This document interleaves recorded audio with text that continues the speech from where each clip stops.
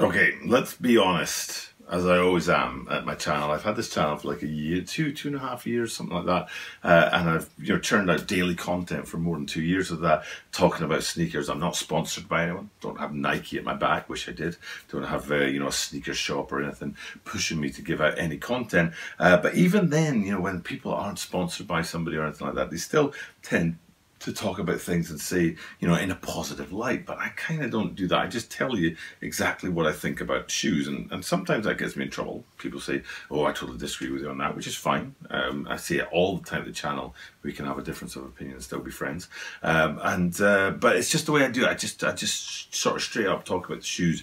And there's a full spectrum, huge spectrum, from loving a shoe and being absolutely in love with it, like the red cement 3s. I just love that shoe, and then it goes all the way down, and it gets to a shoe I hate, and it's rare. It's rare to hate a shoe, Sneakers are beautiful things that, they've got stories and the design elements on them, and the way, that each different colorway tells a different story, and the chosen parts that the brand have gone with to say, we'll put this here instead of that there, or reverse this, or, that's the kind of stuff we love. So there's a spectrum of, going from loving these sneakers. I don't want to get to hate when it comes to sneakers, but I did hate these right here. That's the Flyknit Fours, and the Jordan 4s are one of my favorite sneakers of all time.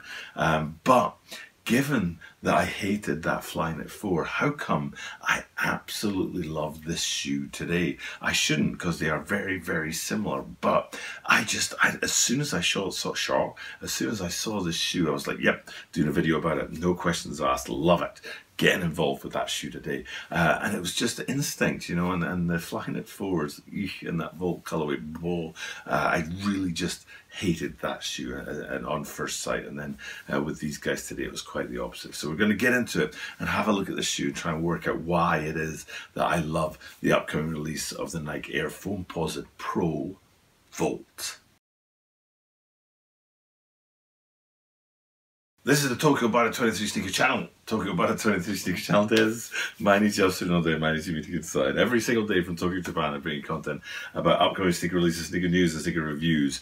And what that means is that I bring you content every day. I'm a working man, full-time job. I've got a young family, keeps me busy, a couple of dogs. So churning out daily content can be hard. And one of the elements of that, one of the parts of churning out daily content is that there really isn't a chance to revisit something. So if I'm making a video and it doesn't work out, and it's like there's a problem with it, I have to find creative ways to put it up anyway. I can't reshoot it. I just don't have the time. I make this video, and in amongst my whole busy life of work and family and all that kind of stuff, I can't like make a video and churn it all out and then be like, nah, you know what? I'm going to reshoot that video. There's a risk in today's video. Oh my goodness, I can't believe I'm telling you guys this.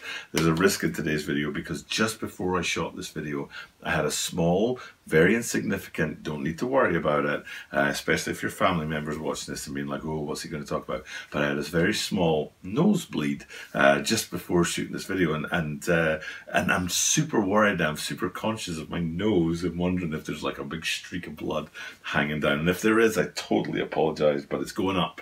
I always put up the videos, even if there's stuff in them that doesn't work, or if there's mistakes and stuff like that. So fingers crossed. I'm self-conscious about something that isn't an issue. But if I'm being self-conscious about something that actually is an issue, and I have like a huge blood clot hanging out of my nose, I apologize 1,000-fold. But fingers crossed that isn't happening, and it won't get in the way of today's video, which is an absolute cracker. It's one of the shoes. It probably happens once every maybe 20 or 30 videos that I just see a shoe and I'm like, I'm sold. Don't even need to do any research. It's like, I love that shoe. And this was one of them. I don't know what it was about it that really got it into me. Going back to those Flyknit 4s, I absolutely hated them. There's like 4 different colorways in that, and it really wasn't the colorway that I hated. It was the idea of the Flyknit upper on these things. It didn't make any sense to me. A beautiful shoe, a very iconic silhouette in the Air Jordan 4s, but then having on top of that this Flyknit material that's just, and it's all one color as well. I mean, the 4s are famous for the different sort of placements of colors on the shoe, so it's just, there's a a lot of reasons why I didn't like those Flyknit Fours, but then today's shoe, just a beautiful shoe, and I think it's maybe the 80s/90s child in me, because these kind of neon colours in the 80s and 90s were huge. Fluorescent pens, if you think about fluorescent pens and pinks and blues and yellows, they were really big in the 80s and 90s as well, and this is just totally throws back to that. But then when I dug deeper into the shoe, I saw a bunch of things on it that just made me love it even more. So let's get into that and have a look at some of the details. My favorite detail on the shoe, and I'm going to stay out big before zooming in, I'm going to say it to you and then I'll show it to you, is the lacing system. I'm talking about the lace hold, you know, the area around the laces where the eyelets are that holds the whole lacing system together. And you're thinking, well, what's so special about that? It's just Volt. But then if I zoom in, it's got a really snake skin feel about it that totally surprised me. I loved this shoe from afar, and then when I looked at it in detail close up, I loved it even more. And that element there on the lacing system of having that kind of snake skin feel to it is just absolutely brilliant. I love it. I think it's perfect. And then coming down from that onto the upper, so it surprised me again to see that kind of snake skin feel is repeated on the upper. It's a bit less in your face than it was up on the lacing system up there, but you still have that very tight grid pattern going on, and I think this is where I love this shoe the most, and the reason it caught my eye is because of the matte finish in the upper. Oftentimes with Foamposites 1s or Pros, you'll get a glossy finish, but in the case of these guys, it's a matte finish. Even though Volt is a very pop and powerful color, it's a matte finish to it, which I think really gives it a sense of quality and almost a sense of luxe. But then that's sort of it's kind of an interesting choice, because the big swoosh on the side is a main feature of the Foamposite Pros, and it's the biggest and quickest way to tell the difference between a Foamposite Pro and a Foamposite 1, because Foamposite 1s don't have swooshes on the side, but Pros do, and you can see this guy's got the big swoosh. But they had it's really interesting to me that they went with the same color. The swoosh is the same color as the upper, exactly the same Volt, so it's very much complementing it, but they did it in a glossy finish instead of that matte finish of the upper, so there's a bit of contrast. So it's like complementing and contrast all in a oneer, which really just, again, is another thing about the shoe that I really, really, really dig. And then going to another place that's sort of almost hidden from view, like that glossy swoosh that you don't really realize there, or that snake skin feel to the upper and the lacing system you don't really realize is there until you look close. Staying on that lacing system is traditional on Foamposite Pros to have a small swoosh, but they've done that again in the same color as the colorway, so it's kind of hidden within the lacing system. Usually you'd say, for example, you'd have a black lacing system with a red small swoosh in there, so you'd have the contrast, but in the case of these guys, they've stayed with the same Volt for that swoosh and the lacing system. And then running up from that, a really important central part of this shoe is the tongue, and getting up to the top of the tongue, that tab at the top of the tongue, having black in it. Absolutely essential. All Volt is just too much, and having that little bit of a black that runs all the way up the laces out of the tongue, all the way to the top of the tongue. It really gives these guys a little bit of definition, so that you've got, it's almost like a fulcrum, a center point to the shoe that the Volt sort of revolves around. And that's the same on the heels. If we go around to look at the heels, you can see that they too also have those hits of black on the back that give it a little bit more character, and because it's black on Volt, it stands out really, really well.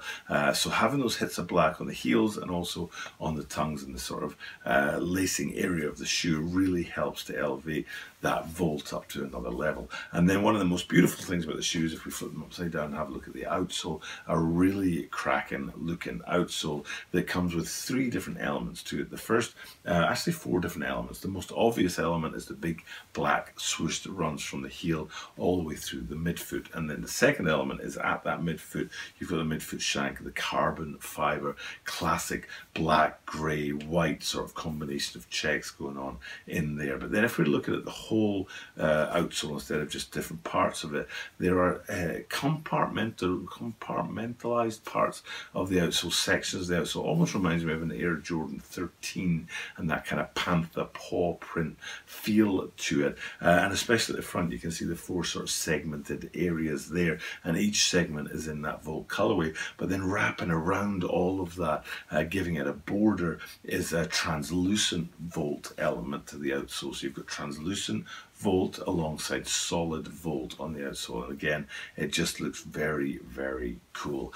So back up, looking at this shoe, I don't know what it is about it that just really catches my eye. There's no way in the world I'm buying these. They're dropping on January the 22nd, 27th, so there's a couple of weeks down the line at the point of making this video. But these, I can't wear these. This just doesn't fit with me as a person or with my sort of fashion sense. But I still love them. I think they're a great looking shoe. I think I might put them in my maybe top 3 Foamposites. I remember I was walking through a train station here in Tokyo once, and I saw this all grey, it looked like grey suede Foamposites the guy was wearing. I just thought it was a really beautiful shoe. And also the shattered backboards, which we talked about, I think it was last year, was a really nice shoe. But I put these guys right up there with those. And I don't know what it is about them. Those I could wear, the greys and the shattered backboards I could wear. But these I wouldn't be able to pull off. It's just not my thing, but I still think it's a really beautiful shoe and a really fine addition to the Foamposite line, and people are going to be out there looking for these and clambering over themselves to get them because they're a really great shoe. And that pretty much is it for the video today. I think I've gotten through everything I want to talk about, especially about that Flyknit Fours and how much I hated those. And then here we are with a very similar looking shoe, a very similar colorway, but I absolutely love this one. So it's interesting how things go, but that's sneakers in the sneaker world.